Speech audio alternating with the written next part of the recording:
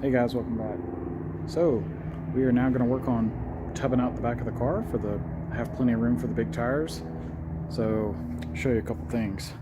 So, one of the first things we needed to do was just find the center of the wheel, and you can see we made a mark on our little sheet metal so we can line those up. And we did it on both sides, made sure we're square because that's kind of important. And one thing you'll note, that tub is a lot bigger than the outside of the car. So that's on purpose. We figured if we got to do this work, we might as well put a big tub to accommodate big tires in the future, like even bigger potentially if we need them.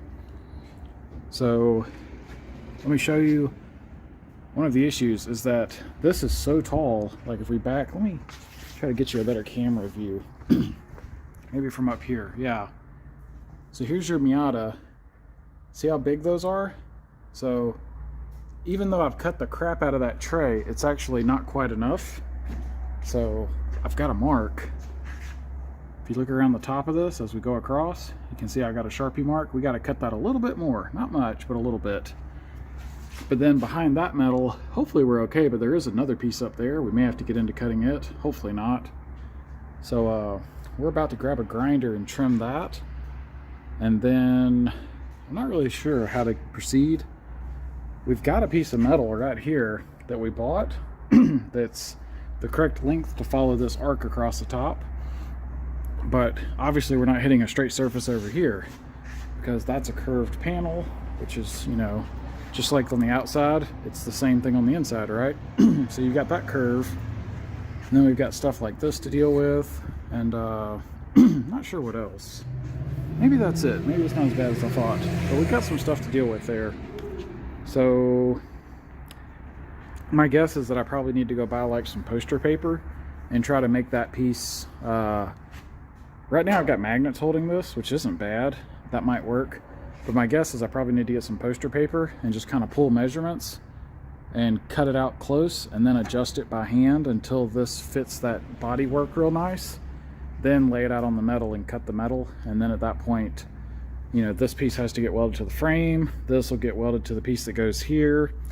And I guess I need to weld it to this or glue it or something. Haven't decided yet because I'm kind of hesitant to do too much welding just because this is a skin that, you know, I don't want to mess it up too much. So we'll figure that out. This car's getting painted anyway, so it's not the end of the world. But and then of course we got to do all this work twice. Yay.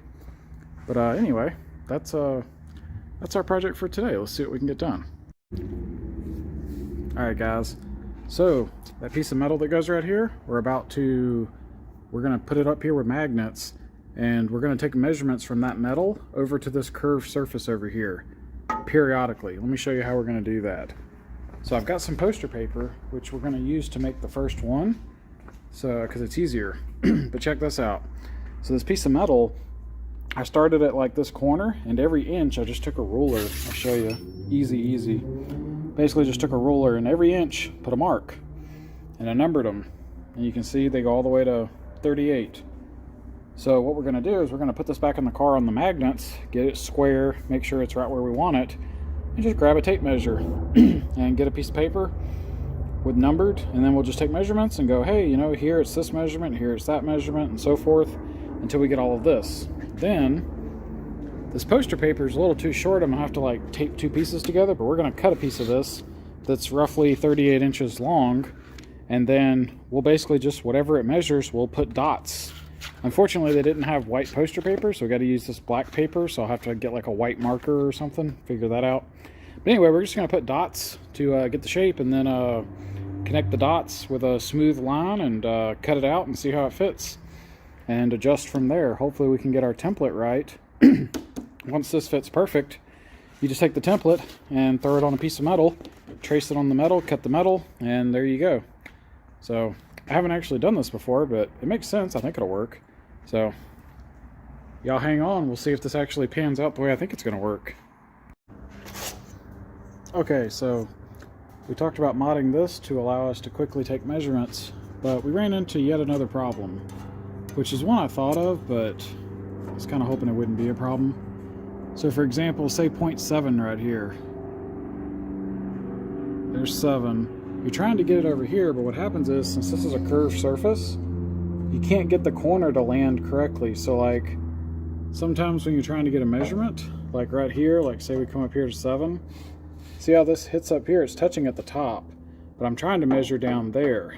So it's just, anyway, that creates a problem. So the solution is simple, just takes a little longer. So I just grabbed a piece of welding wire and I threw this loop in it. And this works really well because it's like, you know, so thin.